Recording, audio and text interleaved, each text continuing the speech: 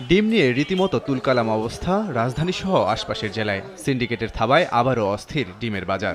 গাজীপুরে পাইকারিতে প্রতি ডজন ডিম ১৫৫ থেকে ১৬০ টাকা, পাড়া মহল্লায় যা বেড়ে বিক্রি হচ্ছে ১৬০ থেকে ১৬৫ টাকা পর্যন্ত। কয়েকদিনেই ডিমের দর লাফিয়ে বাড়ায় হিমশিমে ক্রেতারা। রাজবাড়ীতে গত এক সপ্তাহে খুচরা পর্যায়ে চালের দাম ঊর্ধ্বমুখী, কেজি প্রতি বেড়েছে ২ থেকে ৩ টাকা। এদিকে মাদারীপুরে মশলার বাজারে উত্তাপ, দাম বাড়তি হয় ক্ষুব্ধ ক্রেতারা। রসুন পাইকারি বিক্রি হচ্ছে ১৯০ থেকে ২০০ টাকা কেজি, আদার কেজি ২৭০ থেকে ২৮০ টাকা। এছাড়াও হলুদ, জিরা, এলাচেরও লাগামহীন দাম। যদিও বিক্রেতাদের দাবি আমদানি কম হওয়ায় সরবরাহ কমে গেছে, তাই দাম কিছুটা বৃদ্ধি পেয়েছে।